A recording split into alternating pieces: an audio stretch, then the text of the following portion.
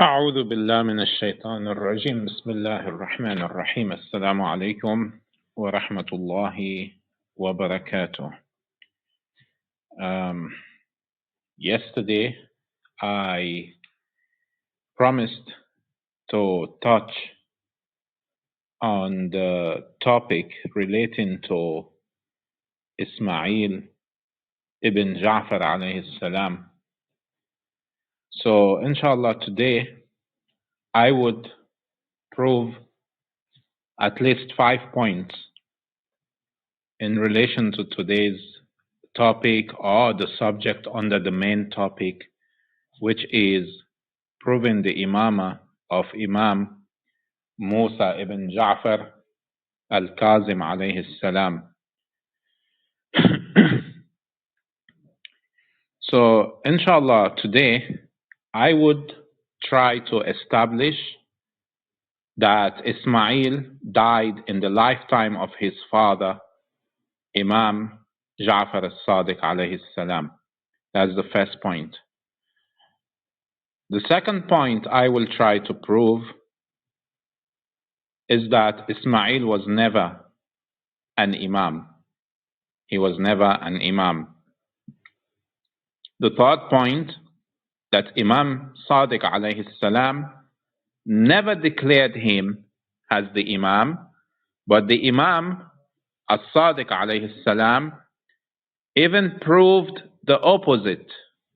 He denied that Ismaeel was the Imam or was to be the Imam after him. So Imam Sadiq alayhi salam refuted this. And in one such occasion was in the hadith I presented yesterday from Sayyid ibn al-Mukhtar. Sayyid ibn al-Mukhtar made it clear that he was expecting Ismaeel to be the Imam after Imam Ja'far as-Sadiq alayhi salam. But of course, Imam Sadiq in that hadith declared Imam Musa al-Kazem to be his successor, and he told Sayyid that he is the first person to hear about this. And then he permitted him to spread the information to his closed ones. Now, today I will present a hadith whereby Imam Sadiq alayhi salam, he actually denied to another person that Ismaeel was the Imam. But to this person, he did not declare that Imam Musa al-Kazem alayhi salam would be the successor. It's just the refutation that Ismaeel was to be the Imam after him. Tayyib. The fourth point I will prove today is to answer the question, what made people to think Ismaeel would be the Imam after Imam Sadiq? The fifth point is to prove that neither Ismaeel nor his son Muhammad ibn Ismaeel, who outlived his father Ismaeel, fulfilled certain conditions, and the certain evidence we have, or particular or specific evidence we have, prove that his son could not have succeeded him, especially when his father was not an Imam. So, where do we start? First of all, to prove that Ismaeel died, or to prove that anyone or any person has passed away, this is generally dealt with as a historical occurrence or event that is told even generations after. So before we even go into, hadith, try to give a hadith about what our hadith said or says or anyone reported, we have to deal with this as a historical event. We have to look into what the historian said.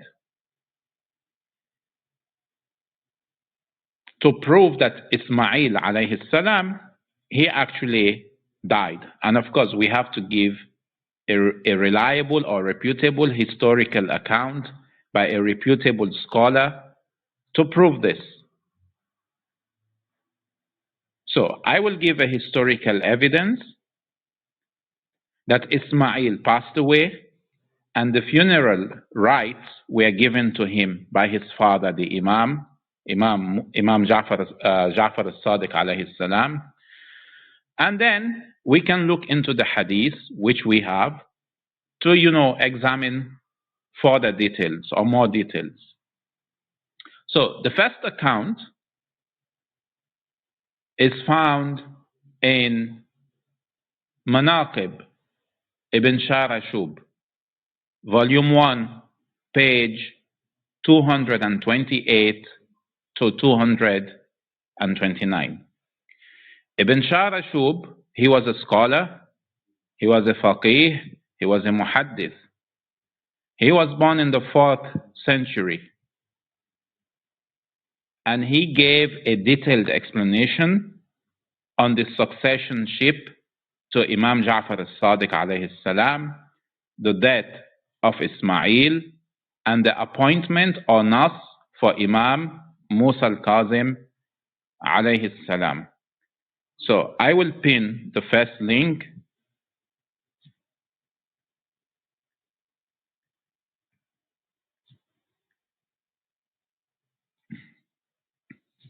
And this is Manaqib Ibn Sharashub, Volume 1, page 228, and of course to 229.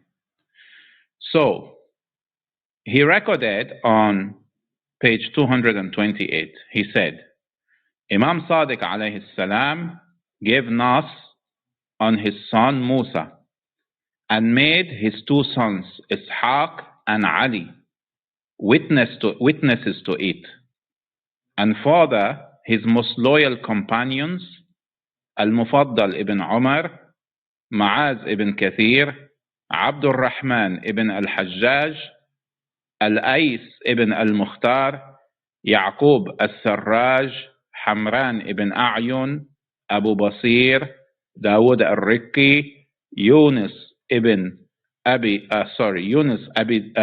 Dibyan, Yazid ibn Sulayt, Sulaiman ibn Khalid, and Safwan al-Jamal, and the books of narrations testify on this. Imam Sadiq knew of this fitna after him, and he made known the death of Ismail and his funeral rites and his burial. And the Imam took part in his funeral barefoot, that's in the funeral of Ismail alayhi salam. Imam Sadiq alayhi salam, he walked barefoot, and he instructed that Hajj be done on behalf of Ismail, that's after his death. Then we go to page 229, that's the following page.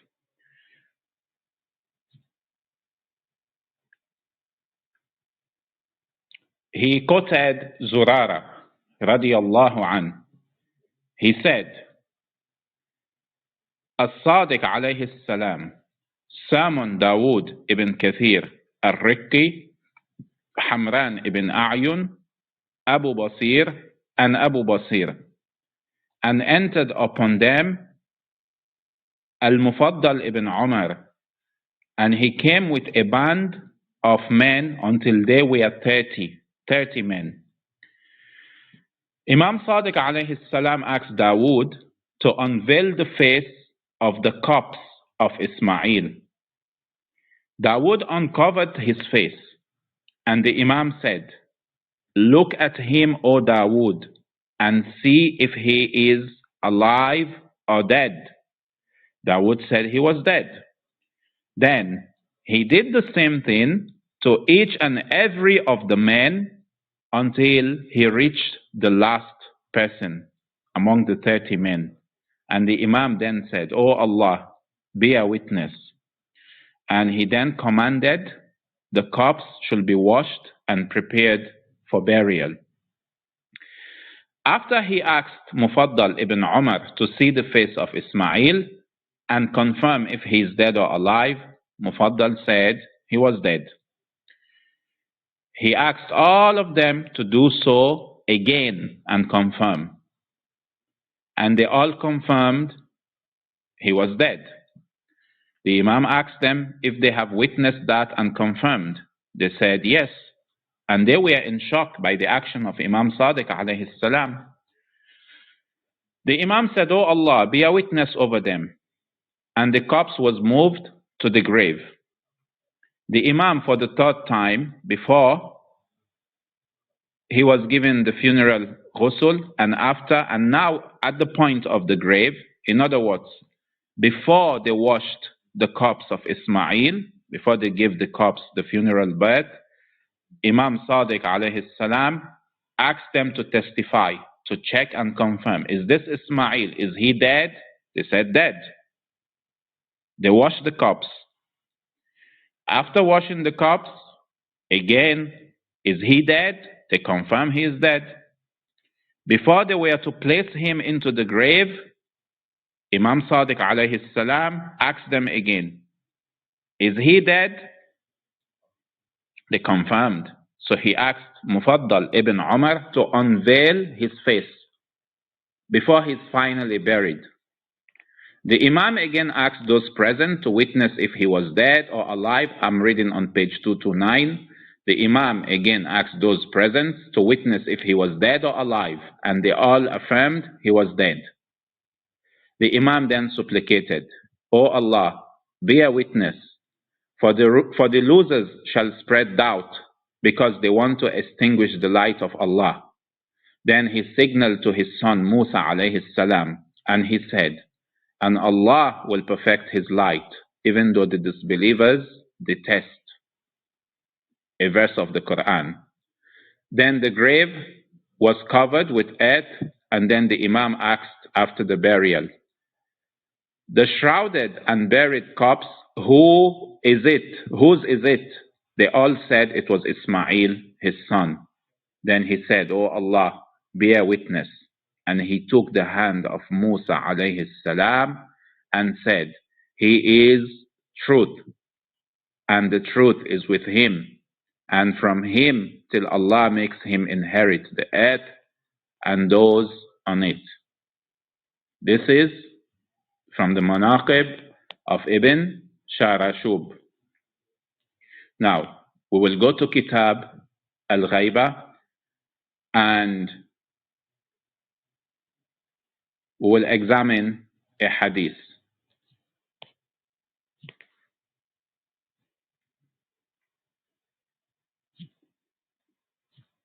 So at this point, we have evidence to establish that Ismaeel died in the time of his father.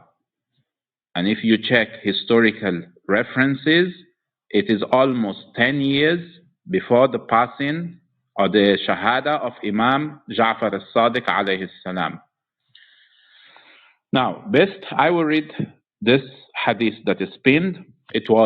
This is from Kitab Al-Ghaiba under the chapter heading of Ismaeel, the son of Imam al-Sadiq alayhi salam, hadith number 8. It was narrated that Zurara bin A'yun had said, "One day I visited Abu Abdullah al-Sadiq alayhi salam. On his right side there was the master of his sons, Musa al-Kazem alayhi salam, and before him there was a covered coffin. He said to me, 'O Zurara, send for Dawood ibn Kathir, Hamran, and Abu Basir to come.' Then Al-Mufaddal bin Umar came in. I left to bring those persons. People began to come one after the other until we became about 30 men inside the house. When the house became crowded, Abu Abdullah al-Sadiq alayhi salam said, 'O Dawood, uncover the face of Ismaeel.' Dawood uncovered the face of Ismaeel. Abu Abdullah al-Sadiq said, 'O Dawood, is he alive or dead?' Dawood said, 'O my master, he is dead.' Abu Abdullah as-Sadiq alayhi salam asked everyone in the house the same question after showing them the dead body of his son, and all of them answered that he was dead. Then he said, "O Allah, witness." He ordered to wash the body according to the Islamic rituals and to put him into his last clothing. When everything was finished, Abu Abdullah as-Sadiq alayhi salam said to Al-Mufaddal, "O Mufaddal, uncover his face." Al-Mufaddal did. Abu Abdullah as-Sadiq said to him, "Is he alive or dead?" He said, "He is dead." Abu Abdullah as-Sadiq said, "O Allah, be the witness over them." Then Ismaeel was carried to his grave. When he was put into the grave, Abu Abdullah as-Sadiq alayhi salam said, "O Mufaddal, uncover his face." He asked all of them, "Is he alive or dead?" We said, "He is dead." He said, "O Allah, witness, and you, O people, witness, because those who follow falsehood will doubt. They want to put out the light of Allah with their mouths." He pointed to his son Musa alayhi salam, and Allah will not consent save to perfect his light. Then we began to pour soil over the dead. He asked us again, "Who is the dead buried inside this grave?" We said, "He's Ismaeel." He said, "O Allah, witness." Then he held the hand of his son Musa alayhi salam and said, "He is a truth, and the truth is from him until Allah inherits the earth and all there is on it." I have found this tradition with some of our companions. This is, I believe, Sheikh Tusi stating this. I have found this tradition with some of our companions who said that he had written it from Abu al-Murajja bin Muhammad al-Ghamr al-Taghlubi. And he mentioned that Abu Sahl had narrated it to him from Abu al-Faraj, the clerk of Bundar al-Qummi, from Bundar from Muhammad bin Sadaqah, and Muhammad bin Amir from Zurara. Abu al-Murajja mentioned that he had shown this tradition to some of his companions who had said that Al-Hasan bin al-Munthir had narrated it to him from Zurara, and added that Abu Abdullah as-Sadiq alayhi salam said, "By Allah, your man will appear to you, and he will not have had any homage to anyone at all." And he said, "Your man will not appear until the people of truth will suspect him, say it is a message of importance, and you are turning aside from it." So, if you check all the narrators of this hadith, you will actually come to the conclusion that all the narrators are reliable. All the narrators of this hadith are reliable narrators. If not because, of time, I would have given a reference for each of the narrators. All of them reliable by the standard of Ayatollah Sayyid al-Khou'i.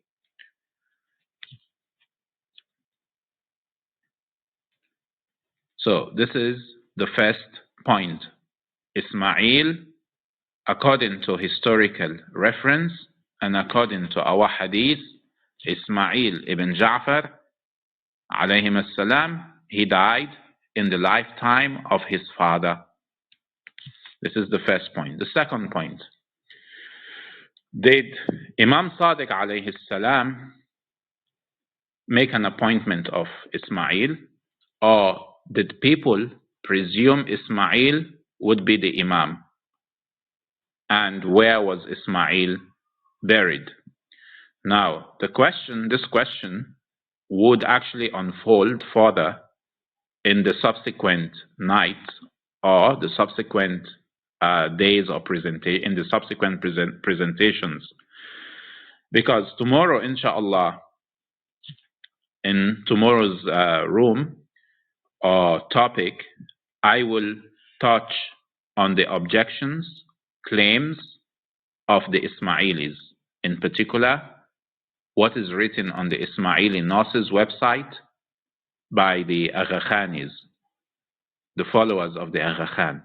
So we will check their objections we would see the claims they have made against our scholars, the hadith or references they have cited from our books, whether they are actually truthful, whether they are actually correct, whether they have given the true interpretation of those ahadith. That is for tomorrow. It's more or less a refutation to their points. So today, I will deal on those 5 points I earlier on stated, and I may not, entirely touch on this question. Why did people presume Ismaeel would be the Imam? I would definitely give an answer, but I'm saying you will get more details, especially in tomorrow's room and maybe subsequently, inshallah. So, from Umdatul Talib fi Ansab Abi Talib, this is Ibn Amba, a historian. His book is Umdatul Talib, volume 1, page 233. I will pin this link.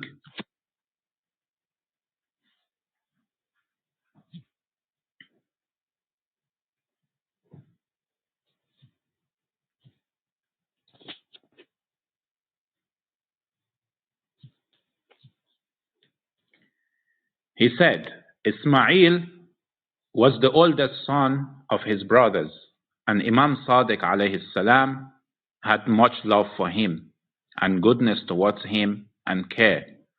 And a group among the Shias used to have conjecture, zan, that the standing Imam after his father will be him, and he would succeed his father, as he was the oldest among his brothers in the lifetime of his father, and due to his father's inclination towards him and kindness to him. He died in the lifetime of his father in Medina, and he was buried at the Baqi' cemetery. So this historical reference has covered where he was buried, why people thought he would be the Imam after his father, and that he died in the lifetime of his father. Now, we don't deny Imam Sadiq used to love his son. There is no problem. We don't deny this. But will this form evidence to support those who claim that he was the Imam after his father? The answer is no. We move to the second point, that Ismaeel alayhi salam was never declared by Imam Sadiq that he will be the Imam after him. In fact, what Imam Sadiq alayhi salam did was to prove the opposite, and specifically stating that Ismaeel alayhi salam will not be the Imam after him. So I will pin this link from Kitab Al-Ghaiba.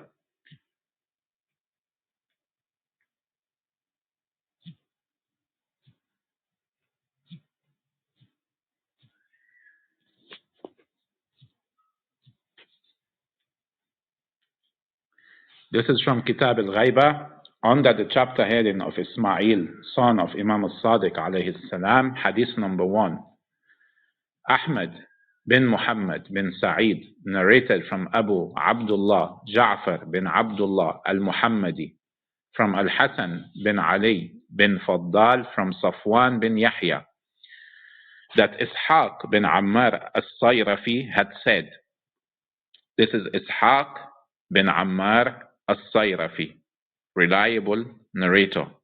Again, this hadith is authentic. He said, once my brother Ismaeel bin Ammar described his faith and beliefs to Abu Abdullah al-Sadiq alayhi salam. In other words, this companion of the Imam, he was testifying to his beliefs in the presence of Imam Sadiq alayhi salam.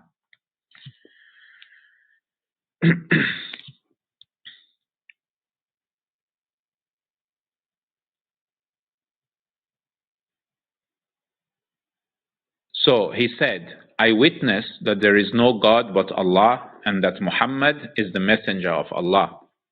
Then he declared his faith in the Imams. In other words, he testified in Allah, in Rasulullah, and then in the Imams, one after the other, until he reached Imam Abu Abdullah as-Sadiq alayhi salam, and then he said, and I witness that Ismaeel is the Imam after you. Abu Abdullah as-Sadiq alayhi salam responded. He said, no, Ismaeel is not the Imam after me.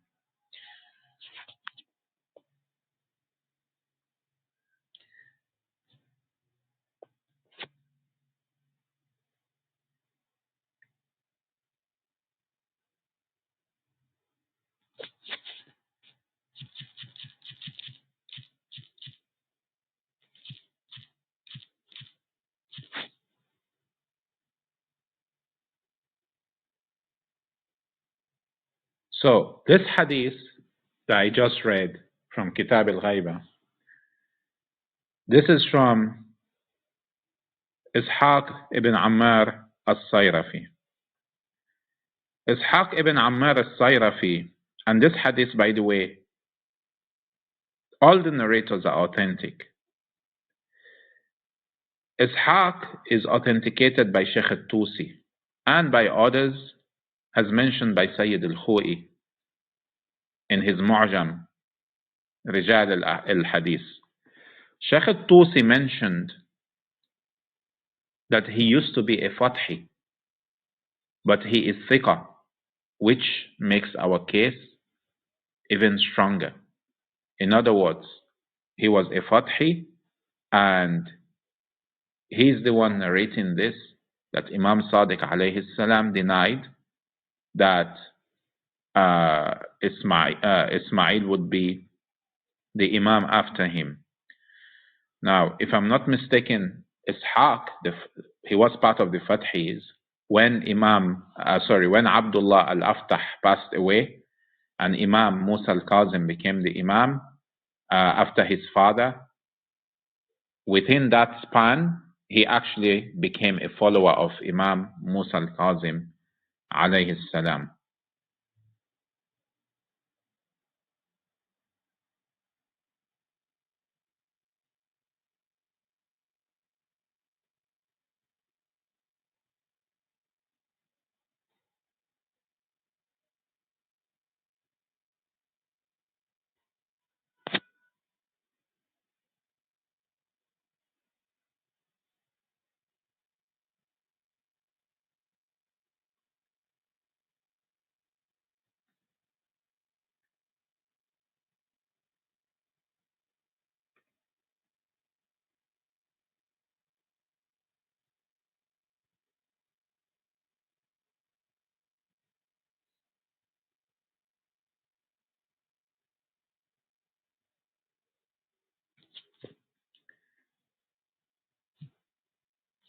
So now the question is, why did Allah subhanahu wa ta'ala cause Ismaeel to die? Because this is a question that is actually answered in our hadith. So it is actually important for us to, or for me to present this point, because we have the answer to this. And I will pin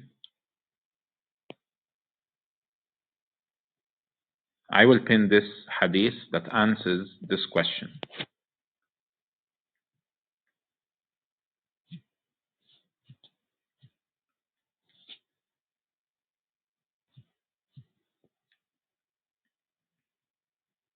So this hadith from Kitab al-Tawheed, under the chapter heading of the appearance or al-Bada, from Imam al-Sadiq alayhi salam, he said, nothing ما بدا لله بدا كما بدا له في إسماعيل ابني, that Allah did not make to appear anything like he did for my son Ismaeel alayhi salam, when he cut him off by death before me, so that it may be known that he was not the Imam after me. So, in other words, the death of Ismaeel was linked to actually unveiling the Imam al-Haq. That's the true Imam, who was Imam Musa al-Kazem alayhi salam. Now, somebody might ask that if Ismaeel alayhi salam, perhaps he didn't die and he remained after his father, does this mean he would have been the Imam? Not necessarily. But now what's the point? People thought he was the Imam. Even to this day, people still believe he was the Imam. To this day. There are still people who believe Ismaeel was an Imam. Tayyib. Imagine if they actually insisted that he was the Imam and everybody followed him because he was the oldest son, and there were indications indications they interpreted. Like, for example, if you go to the Ismaili website, they use the term وَأَشَارَ إِلَيْهِ. This was the view of the people. وَأَشَارَ إِلَيْهِ, that he pointed or indicated towards him. This was their observation. So now, based on these indications, if people had actually held on to this and they refused to follow the Imam, what would have happened?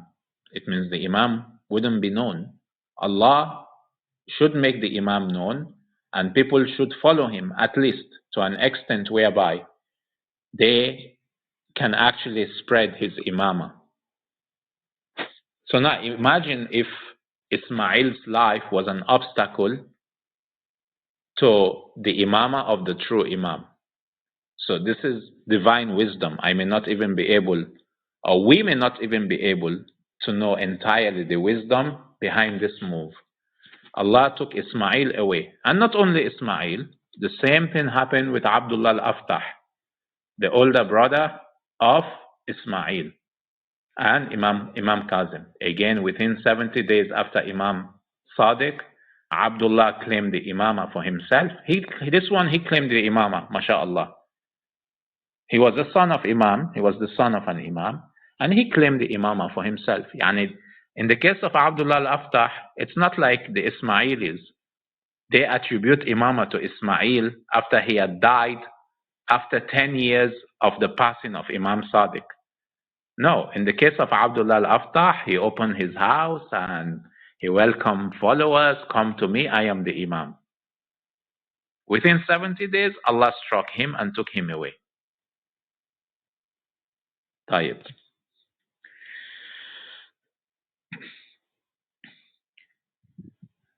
Now, the issue of Bada will also be treated separately. But I would actually pin a hadith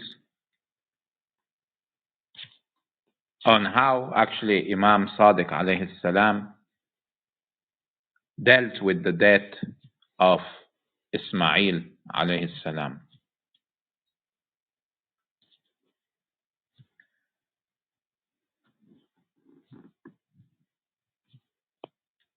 This is from Imam Sadiq alayhi salam.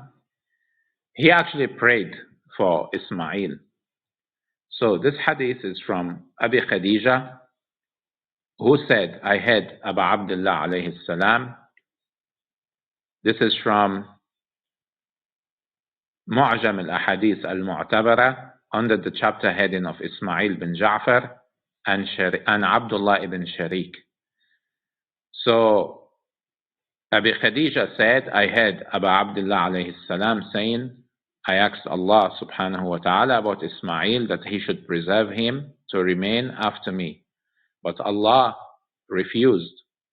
However, he has given me another position for him. He, Ismaeel, will be the first one to be resurrected with 10 of his companions, among them Abdullah bin Sharik, and he, Abdullah, will be the man who carries his banner. This is the position of Ismaeel.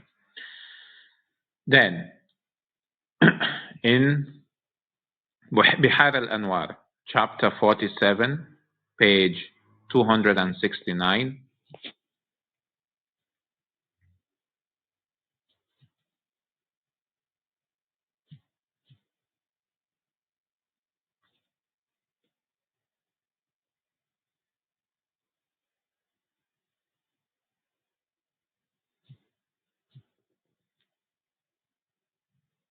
Imam Sadiq alayhi salam said, Allah has not done bada greater than he has done to my son Ismaeel, and that he prayed for Ismaeel that he should be preserved after him, but Allah refused, except that it must be Musa al-Kazem alayhi salam.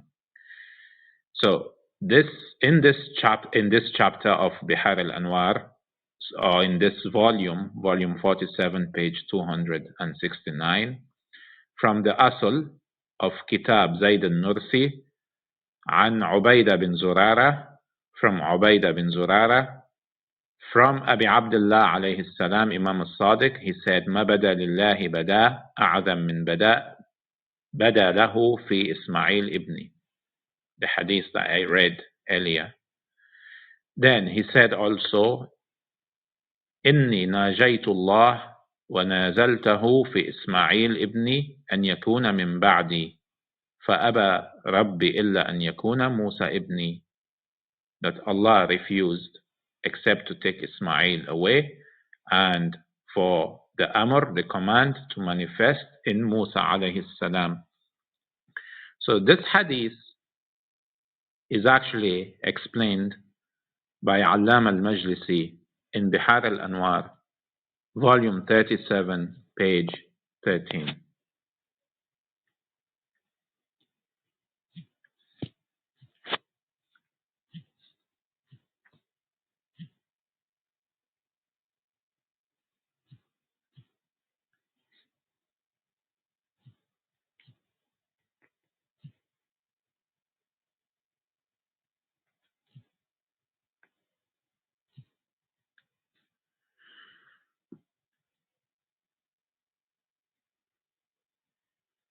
Allama al-Majlisi stated, he said, this is not the delusion that they have that Allah caused bada on Imamah. So the Imamah was not affected by bada. The bada was not on Imamah. The bada was on Ismail because he was meant to die. Imam Sadiq prayed for him. His life was prolonged by the permission of Allah. And then another time, Allah took him away. Then Allama al-Majlisi goes on to say, but its meaning is based on what has been narrated from Imam Sadiq alayhi salam. Allah wrote death for my son Ismail 2 times, and I asked him for pardon. He did not do bada like he did for my son.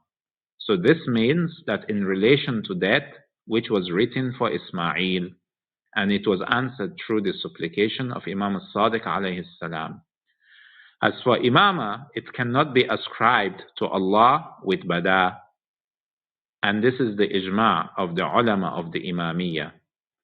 And this is supported by tradition from the A'immah, or the Imams, that state no matter what, bada, or to make appear, or for Allah to cause something to emerge, He does not remove a prophet from his prophethood, nor an imam from his imamah, nor even a believer with whom Allah made a covenant from his faith. So there are things that are not affected by bada or cannot be subject to bada. It means there is no change in these things. The change was in the lifespan of Ismail. So based on this, Allama al-Majlisi goes on, it actually negates the claim they have made attributing nas from Imam al-Sadiq alayhi salam. So the nas which certain people claim for Ismail, this actually negates the nas. Then Allama al-Majlisi goes on to say, as for the one who goes to the imamate of Muhammad ibn Ismail with his father's text on him, then he contradicts the statement and his opinion is corrupt. Before that, if Ismail did not establish his imamate during the lifetime of Imam Sadiq, because it is impossible for there to be 2 imams after the Prophet at one time, of course there is a hadith which I will present on this, that there cannot be 2 imams at the same time. So Allama al-Majlisi is saying here, if the Ismailis or a certain faction of the Ismailis, they actually claim that since Ismaeel had died, so the nas goes to Muhammad ibn Ismaeel, that this cannot be the case. This is a corrupt opinion. It is a corrupt opinion because there cannot be two Imams at the same time. And there is a hadith for this. So if there cannot be two Imams at the same time, then it means Ismaeel was never an Imam. And therefore, how did his son become an Imam? This is the implication of the statement of Allam al-Majlisi. So he said, because it is impossible for there to be two Imams after the Prophet at one time, it is not permissible to prove the Imamate of Muhammad ibn Ismaeel because it is then established by a text by other than the Imam, and that is corrupt based on the correct view. And those who claim that Imam Sadiq made a nas for the Imamah of Muhammad ibn Ismaeel, they did not hold on to this claim by establishing it. Instead, they did qiyas on a corrupt ground. And that is similar to what they had claimed for his father, Ismaeel. They argued that it is natural for the nas to go to his son after his death because that is what is just and he is more rightful over his father, Ismaeel. Since we have demonstrated how false their claim of nas for Ismaeel was, then their foundation is corrupt upon which they made their argument.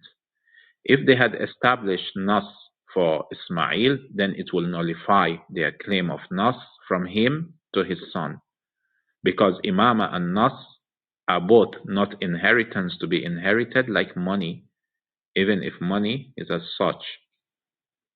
So, what is Allam al-Majlisi saying here? It means the Ismailis who survived, they did not provide nas for Ismaeel.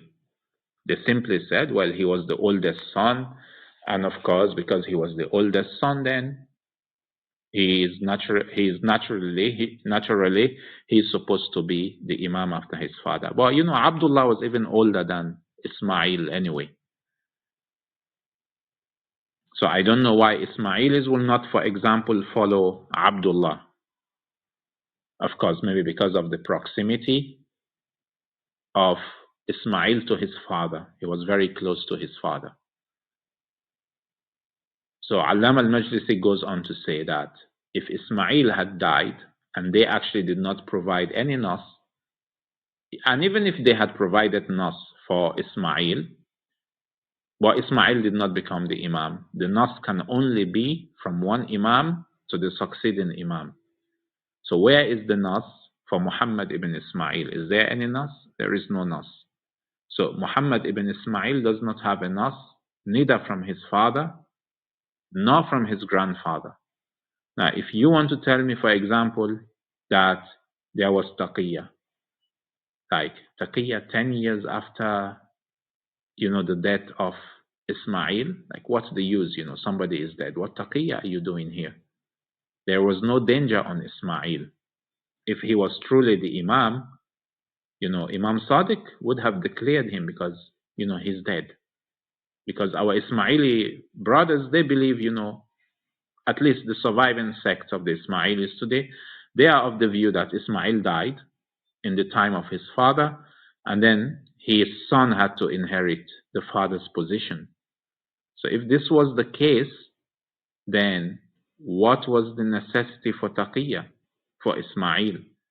We would have had, clear nas from Imam Ja'far al-Sadiq for both Ismaeel and Muhammad ibn Ismaeel, especially that Imam Sadiq had other sons, and there would have been less attention from the tyrants or the corrupt government of Banu Abbas, less attention on the grandson and more attention on the children of the Imam.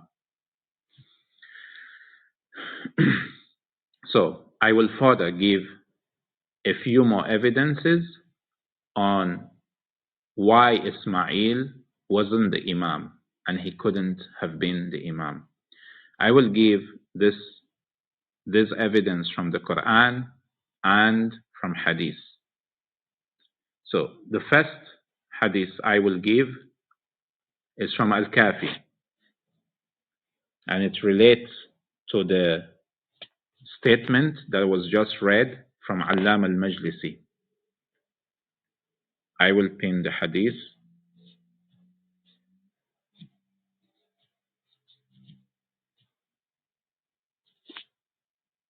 This is from Al-Kafi, Volume 1.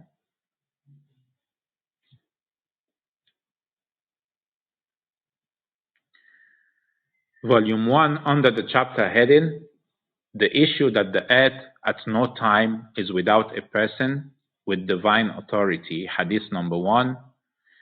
A number of our people has narrated from Ahmad ibn Muhammad ibn Isa, from Muhammad ibn Abi Umair, from Al-Hussein ibn Abu al-A'la, who has said the following: I, Abi Abdullah alayhi salam, I asked Abu Abdullah alayhi salam, can there be a time on earth without Imam?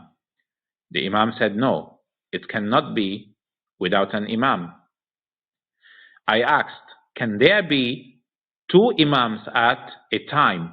He said, no, unless one is quiet. In other words, he is not the active Imam. So you cannot have two active Imams at the same time. So in other words, one has to succeed the other, or one would have to succeed the other. In the case of Ismaeel, he was never an Imam who succeeded the preceding Imam. So if he was not an Imam, then on what basis can he actually give nas, or can he be inherited, or can he be succeeded? We move to the second point. Of course, this goes to show that Ismaeel was never an Imam in the lifetime of his father, since his father was the Imam, and it is impossible to have two Imams at the same time.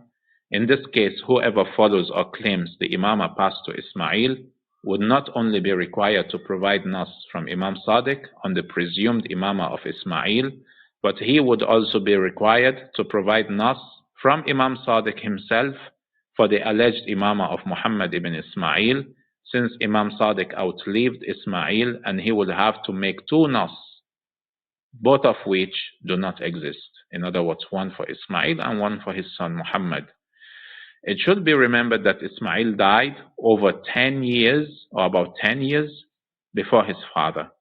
And therefore, before the death of Imam Sadiq, one will expect that the Imam must have made a new nas for his grandson Muhammad, for anyone to even give any possibility that that Ismaeel could have been the Imam, and the Ismaili groups today are possibly on haqq. You need to provide the nas. Ismailis don't argue on the basis of nas for Muhammad. And like Allam al-Majlisi said, they argue on the basis of qiyas. So it will actually be very impossible that Ismaeel was actually an Imam. Secondly, if we go to the Holy Quran, in Surah number 3, Surah Al-Imran, verses 33 to 34, Allah said, indeed, Allah chose Adam and Noah and the family of Abraham and the family of Imran over the worlds. They were descendants one of another. Allah is hearer, knower. If Muhammad ibn Ismaeel is recognized as succeeding Imam Sadiq, and it is accepted by the surviving Ismaili groups that Ismaeel predeceased his father, then it is a negation of verse 3, 33 to 34, in terms of one inherits or succeeds the other, which entails consecutive succession from father to son, and not from father to grandson. We have never seen this like in the history of humanity or religion or Islam, whereby you have the grandson succeeding the father. And of course, I would actually recite or read out Hadith al-Kisa in our books from our book, Al-Kafi, so that a point can actually be made in regards to Imam Hassan and Imam Hussein and how the Imamah passed from Imam Ali to Imam Hassan, and why it did not go to the children of Imam Hassan, it went to Imam Hussein, and then from Imam Hussein to his 9 descendants. Why is this? This is explained in Hadith al-Kisa that is found in Al-Kafi, and it is Sahih, a Sahih narration. طيب. I will get that so I can read this. It's a long narration. I will pin it and then I will read it.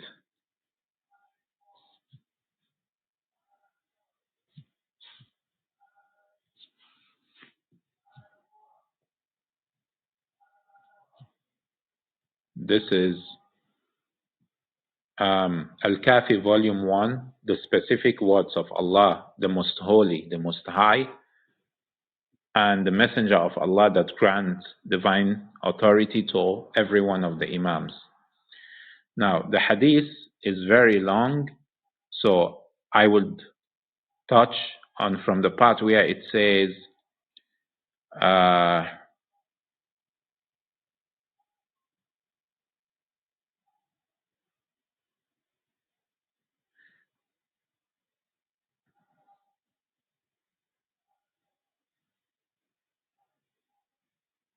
okay, the Holy Prophet said, "You are in goodness," speaking to Salama, "but these are my family and my gravity."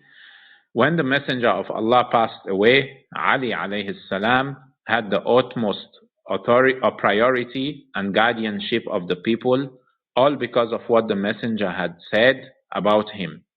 It was because of raising him up for the people and holding his hand in his hand. When Ali was about to pass, he could not and will not enter Muhammad ibn Ali, that's Al-Hanafiyyah, or Al-Abbas ibn Ali, or any one of his other sons, that's from the other mothers, other than Sayyidah Fatima. Imam Ali could not include them in relation to Imamah, or any of his other son in the position of Imamah. Otherwise, Al-Hassan and Al-Hussein would have said, they would have had arguments against their father, that Allah said about us, just as He has done about you, and He has commanded people to obey us, just as He has commanded people to obey you. The Messenger of Allah has preached to people about us, just as He has done so about you. Allah has removed al-rijs, or uncleanness, from us, just as He has done to you. When Ali alayhi salam left this world, Al-Hassan had the utmost priority for Imamah because he was the eldest. When he was about to die, he could not and will not enter his own sons in the position of Imamah because Imam Hussein alayhi salam, he was a member of Ahlul Kisa. Part of those, the verse of purification was revealed, the verse of Ulul Amr 459, declarations by the Prophet, like for example, Al-Hassan wal-Hussein are 2 Imams. So the position of Imam Hussein made sure that the children of Imam Hassan were not given the Imamah. So Imamah was inherited by 2 brothers, Al-Hassan wal-Hussein. And then the hadith goes on to say, when he was about to die, that Imam Hassan did not include his own sons in the position, because Allah the Most High said, the relatives are closer to each other according to the book of God than the believers and the emigrants. Surah Al-Ahzab verse 6. He then places Imamah in his sons. Sorry, this is, I think I jumped. When Al-Hassan, let me see. Okay, this is a mistranslation. He did not place Imamah in his sons. That's Imam al-Hassan. If so, al-Hussein alayhi salam would have said, Allah has commanded people to obey me, just as He has commanded people to obey you and to obey your father. Imam Hussein would have had an argument. The Messenger of Allah has preached to people about me, just as he preached to people about you and your father. Allah has removed uncleanliness from me, just as He removed from you and your father. When the Imamah was in full force with Al-Hussein alayhi salam, there was no one in his family who could claim against him, as he could claim against his brother and father. So the position of Imam Hussein was grand. There is no one else in among the descendants of Imam Ali who had the position of Imam Hussein, in other words, among the children of Imam al-Hassan. So Imam Hussein became the Imam. Now, after the hadith goes on to say, after them, it found its place with Al-Hussein, and the interpretation of this verse, that's 33:6, the relatives are closer to each other, according to the book of God, than the believers and the emigrants. After Al-Hussein found its place with Ali ibn al-Hussein, according to 33:6. So in other words, the application of 33:6 happened with Al-Hussein alayhi salam after Imam al-Hassan because of his position.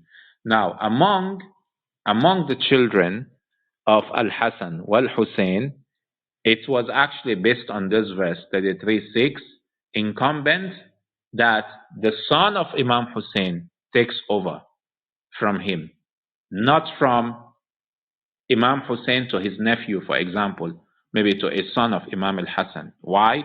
Because this verse says the relatives are closer to each other according to the book of God than the believers and the emigrants. After Al-Hussein, it found its place with Ali ibn al-Hussein. After Ali ibn al-Hussein, it found its place with Muhammad ibn Ali. The Imam said, "Ar-Rijs means doubt. I swear by Allah, we never doubt in our Lord." So, how is this related to the question of succession of Ismaeel and Imam Musa al-Kazem and Muhammad ibn Ismaeel? Because based even on 3:33 to 34, the verses from Surah Al-Imran, its descendants, one after the other. It can be, there shouldn't be a kind of like a gap. We've never seen this. This is not how the Imamah works. Because Ismaeel was never an Imam, and therefore he cannot actually leave a legacy that he himself did not have. Tayyib.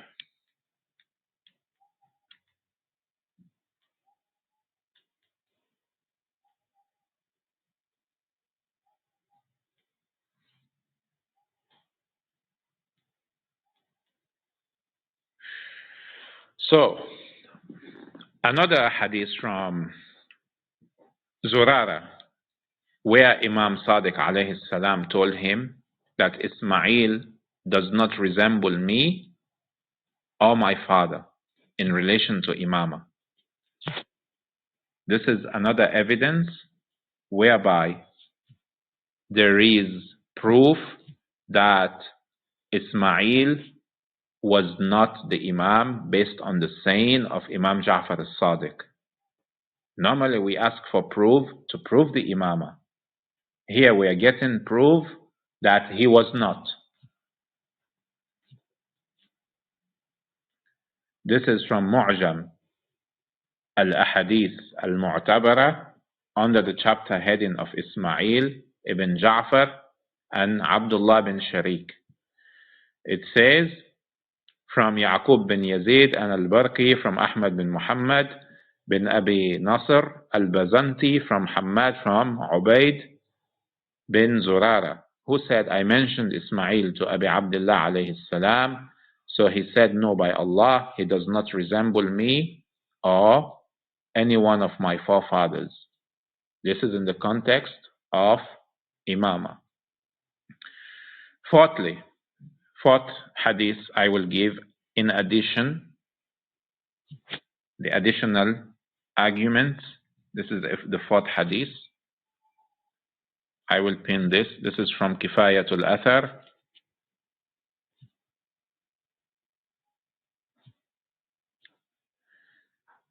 This is page 227. So this hadith is reported from Imam al-Hasan alayhi salam, and it is also reported from Imam Rida. Now, I'm not going to give reference to the hadith of Imam Rida because maybe our Ismaili brothers may say, you know what, it's Imam Rida, so maybe we don't accept his authority. Tayyib. I will quote the one from Imam Hassan alayhi salam. This is Kifayatul Athar. Of course, they may not necessarily accept this anyway because it's an Ithna Ashari source, even though this is actually a book that I think it was around the time of occultation that it was actually written. It's a very early book. So in this hadith, very short hadith, Imam al-Hasan said, there is none among us except he is killed or poisoned. What does this mean? He said, مَا مِنَّا إِلَّا مَسْمُومٌ أَوْ مَقْتُولٌ. There is none among us, that's the Imams of the Ahlul Bayt, except he is poisoned or he is killed. Now, if you want to tell me, for example, Muhammad ibn Ismaeel was your Imam, was he poisoned? Was he killed? We don't see this. This is a condition. Your Imams today, are they poisoned? Are they killed? No, they live lives of, they are living like in luxury, lives of luxury. We don't see them killed. We don't see them suffering. We don't see them going through the tribulations that the Imams, the previous Imams have gone through, at least the ones we both believed in. Imam Hassan, Imam Hussein, Imam Zainul Abidin, Imam al-Baqir, Imam al-Sadiq. We don't see this happening. ما منا إلا مسموم أو مقتول. Where is the maqtul? Where is the masmum? We don't see that. طيب.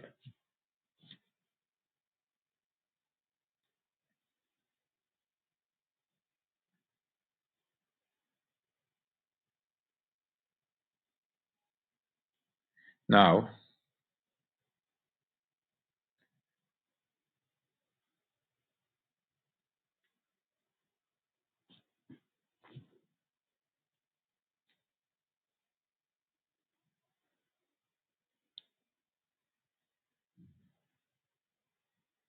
this is another very long hadith which will be beneficial to actually read, but I will focus on the last part of this hadith. So this is Imam Musa al-Kazem alayhi salam talking to Muhammad ibn Ismaeel, who was actually snitching on Imam al-Kazem to Harun al-Rashid. In other words, Muhammad ibn Ismaeel, he betrayed his uncle to the Sunni caliph because of his worldly inclinations. I will pin this hadith.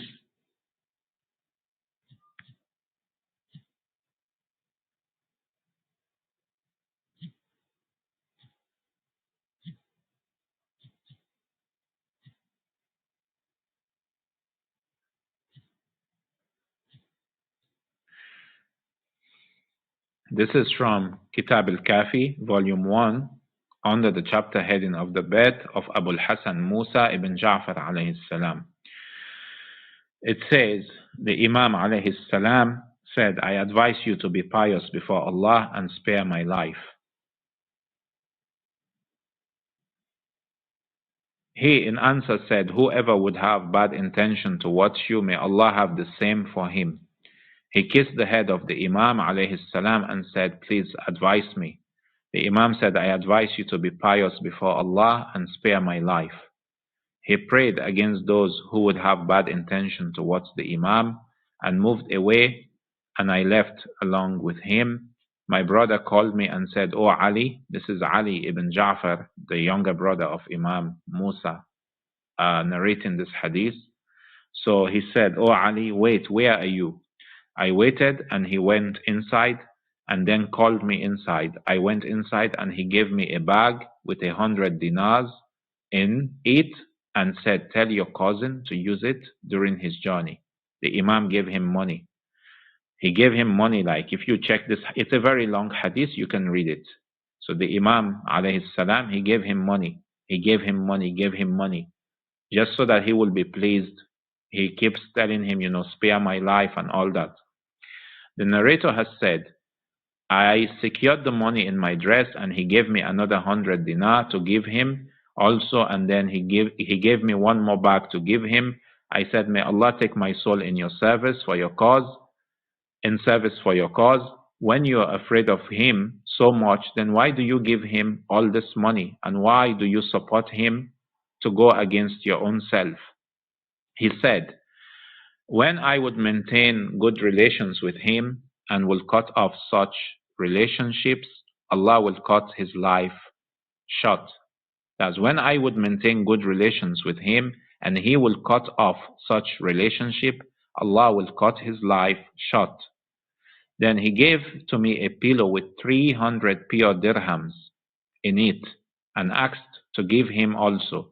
The narrator has said, I then left and gave him the first 100, and then he became extremely happy and prayed for his uncle. That's for Imam Musa al-Kazem. He prayed for him. I then gave him the other money, and he became so happy that I thought he might not go to Baghdad anymore. I then gave him all the dirhams, and he left for Baghdad. He greeted Harun al-Rashid as the caliph and said, I did not think that there can be two caliphs on the earth at the same time. Allahu Akbar. I also saw my uncle Musa ibn Ja'far being greeted as the caliph. Harun sent him 100,000 dirham. He fell sick with diphtheria or scrofulous. Sorry, these are medical terms. I don't know what it means. And died before seeing or touching any of those money. So Allah inflicted him. So this is Muhammad ibn Ismail betraying Imam Musa al-Kazim alayhi salam because of the money, and then he was actually afflicted, and then he passed away before he actually enjoyed the money that was given to him by his uncle and also by the caliph. And of course, this is actually this hadith is reported. It's not only in a Shia source. So in case anybody wants to doubt, I will pin this link. Is reported from a Sunni source, from a Sunni hadith.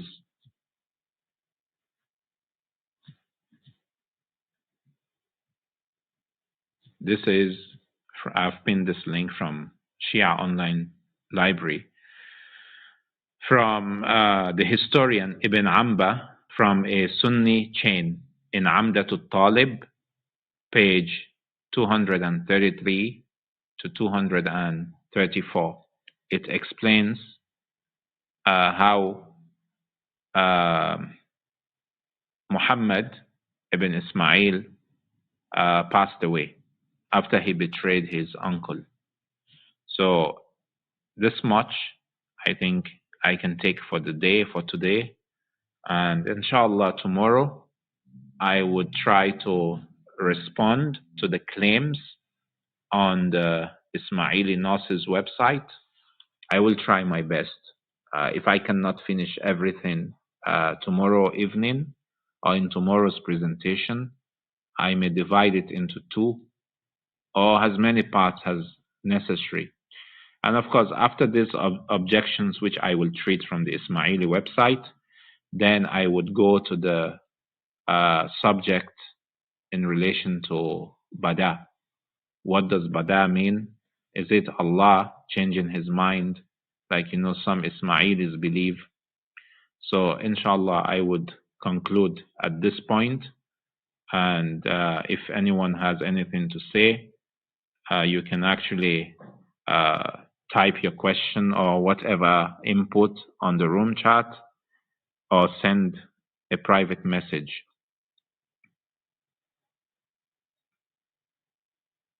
So if not, we may just end this room, inshallah. And today I have proven the 5 points I wanted to prove. Ismail died in the time of his father. He was never the Imam. Imam Sadiq never declared him to be the Imam. Instead, Imam Sadiq proved he was not. Why people thought Ismail was going to be the Imam? Neither Ismail nor his son, who outlived him, fulfilled certain conditions. Like, for example, the hadith of Imam al-Hasan, and certain evidence prove that his son could not have succeeded Ismail when the father himself was never an Imam. So, Jazakumullah khairan. Wassalamu alaikum wa rahmatullahi wa barakatuh. Inshallah, till tomorrow.